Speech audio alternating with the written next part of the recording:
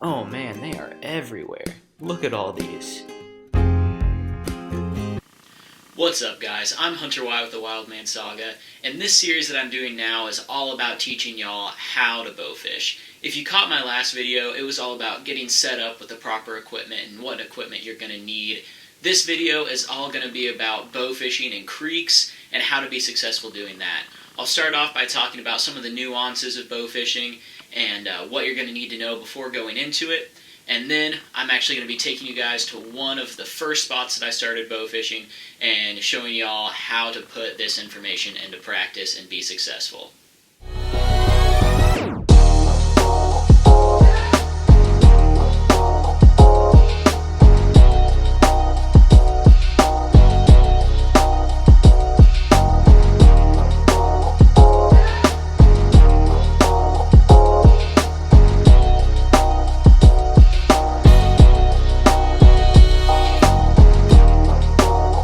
Bow fishing is actually pretty simple. There's really two things that you need to learn how to do.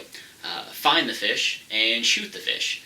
And it's really as simple as that. Finding the fish isn't as hard as shooting them. You can find rough fish, is what they call them, carp, gar, drum, the normal bow fishing targets, pretty much in any body of water. Especially in Missouri, in the southern states, you can find them every creek, pretty much every puddle that you go to. So finding them isn't a huge issue. Then you get into shooting them, and that is where a lot of practice, a lot of time, and a lot of luck comes into place. The biggest obstacle to overcome when starting off bow fishing is learning how to aim. Light refraction and aeroplaning play a huge role in your shot. When you see a fish in the water, it looks like it's right there. You aim right at it and you're going to shoot 2 feet over the top of it. And that's due partially to light refraction, partially to aeroplaning. If you've ever stuck a stick in the water and you can see how it looks like it bends, that's light refraction at work. Your fish is always going to look like it's further away than it actually is. So when you shoot at a fish, you have to aim underneath it. And that's due to light refraction. It gets more and more the deeper the fish are. Usually the rule is a foot under the fish for every foot that the fish is down. That's kind of hard for me to judge how deep a fish is, so it's usually just something that you pick up on. Over the years I've learned to see roughly how deep a fish is. I don't know how many feet it is, but it's just something that you notice, and then you just know how far to aim underneath them. So at the creek, when we get there, I'll be breaking that down while I'm shooting the fish, showing y'all how to do that. And then aeroplaning. Aeroplaning is something that you don't have to worry about when the fish are right underneath you. It's when you're getting those far angled shots that you really need to worry about that. When they're directly underneath you, shooting straight down, your arrow's not going to plane a whole lot. But if the fish is 15 yards out in the water, you have to aim 3 feet underneath it because it's 3 feet deep. And then you have to worry about your aeroplaning, because when your arrow hits the water, it's not going to keep going straight down. It's going to hit and kind of plane out. So you have to know how to compensate for that, and that's just something that comes with practice too. Your first time out, you're not going to hit a lot of fish. I've taken a lot of people on their first bow fishing trips, and it's great if you get 1 or 2. So it's just one of those things. It takes time, it takes practice, but you will get there.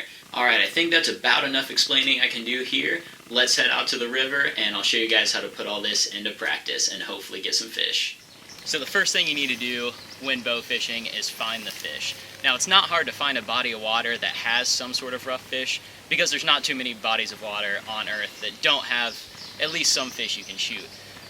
What we're going to be focusing on today is a river, because that's the main thing that I have at my disposal in my area, and pretty much every small river in Missouri, if you're in Missouri, has carp in it. Pretty much everyone that I've ever been to, at least somewhere on the river, you can find them if you look hard enough. They're usually going to be in the deeper side of the river, so if you look out at this river here, you can see the shallow side, and then it works into a deeper bank over here. They like to sit underneath these trees and pile-ups on the deeper side, so we're going to be focusing on this side of the river, looking underneath these trees and the log pile-ups, see if we can't find them there. So the biggest obstacle you have to overcome when learning how to bowfish is learning the angle of your shot. So between water refraction and aeroplaning, when your arrow hits the water, you have to aim substantially under your target. That takes a long time to master without thinking about it.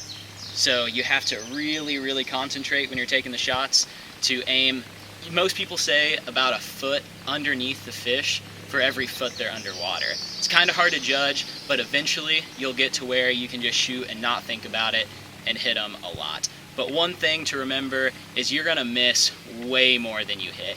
Even after years of doing this, I miss 2 or 3 times as many times as I hit when I'm out bow fishing. So don't get discouraged if you go out, shoot 500 times and hit 3 fish. That's just how it happens when you first start.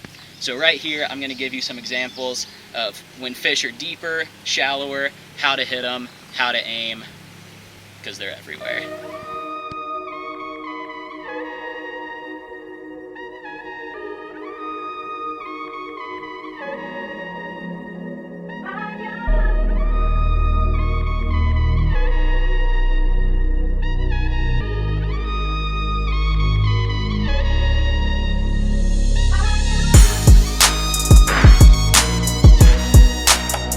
This fish is sitting a couple feet underwater, right where that crudely drawn fish is there. So I know I have to aim a couple feet below it. Let's see if I can capitalize on this.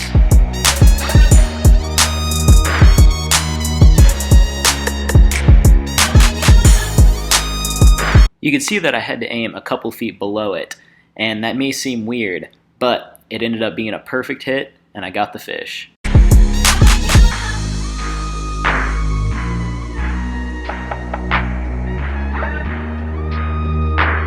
So one of the key things to bow fishing is always remember an extra arrow, because the first fish I shot of the day, the knock broke right off of my first arrow. But luckily, I keep an extra one up there, so it's not a problem.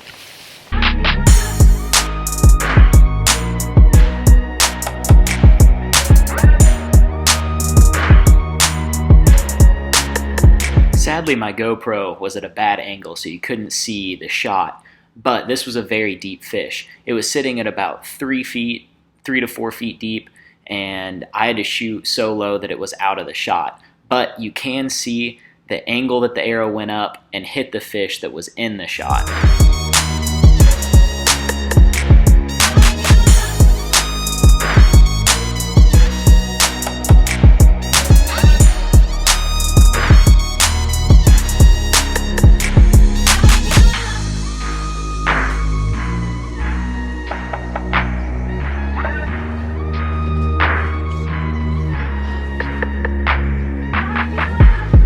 Now this fish isn't very deep, but it is a little bit of a further shot, and at this angle you have to worry about your arrow planing when it hits the water, so you still have to aim a little bit in front of the fish to compensate for that.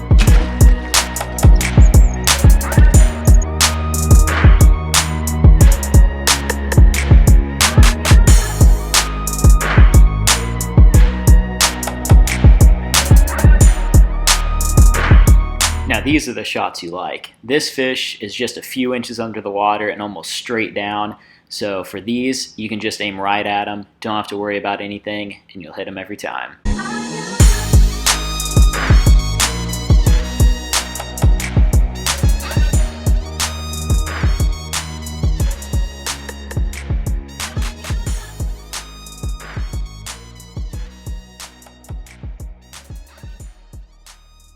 Alright guys, that wasn't a bad day at the river at all. I hope you all learned a thing or two. Hope this will help you out as you're getting started bow fishing. The 2 biggest take-homes from today's video is going to be look for structure. Those fish are going to be hugging the underside of halfway submerged logs. They're going to be hanging out underneath trees that are hanging over the river.